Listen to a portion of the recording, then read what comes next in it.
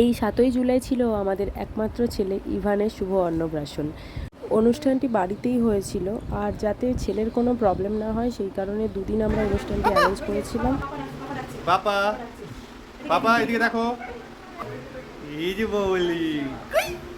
ছেলের অন্নপ্রাশন তো ছিল ৭ই জুলাই, আর ১৪ই জুলাই হচ্ছে ছেলের অন্নপ্রাশনের রিসেপশনটা, কারণ ওই দিনকেই সমস্ত গেস্টদেরকে ইনভাইট করা হয়েছে। আর যেহেতু ছেলের অন্নপ্রাশন সেই জন্য তো পুরো বিয়ের মতন করে সমস্ত কিছু অ্যারেঞ্জ করা হয়। এখানে মারা তত্ত্ব নিয়ে চলেও এসেছে, আর এই জায়গাটা যে সাজানো হয়েছে এখানে আমার বাবাই বসেছিল, ভাত খেয়েছিল, মানে আমার ভাই এসে এখানে বসে ওকে ভাত খাইয়েছিল। আর এইখানে আমার বাবার ফটোশ্যুট হচ্ছিলো। আর সেই দিনকে না মারাত্মক গরম ছিল, বাবার প্রচণ্ড কষ্ট হচ্ছিলো গরমে, আর ওকে তো ওই এসি চালানো, এসি বন্ধ করা পসিবল হচ্ছিল না।